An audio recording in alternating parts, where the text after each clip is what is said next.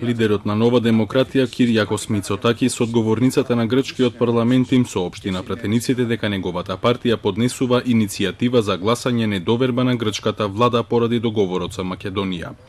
Мицотакис го предизвика Ципрас предлогот за гласање недоверба да го претвори во предлог за гласање доверба, за да се види дали постојат 154 пратеници што се подготвени да кажат да за потпишувањето внедела во Преспа.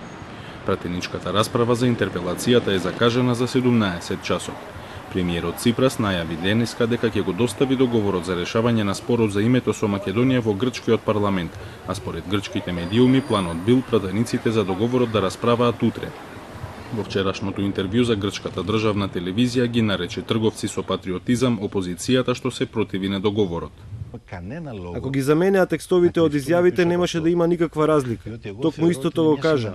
Национално понижување, национална оставка. Ги видов изјавите на господинот Самарас и на господинот Иванов. Ако се заменеа, токму истото го кажа.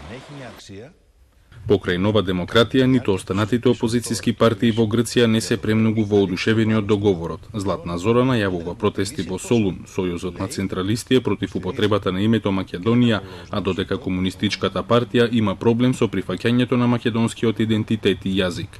Поумерен е Алијансата Движење за промени и нејзината претседателка Фофи Генимата, според која договорот е чекор во вистински правец, но сепак е нецелосно решение. Овој договор може да се прифати ако измените во македонскиот устав содржат прилагодување на етничката припадност и јазикот под новото име, и ако писмото со поканата за членство во НАТО биде испратено по завршувањето на тој процес.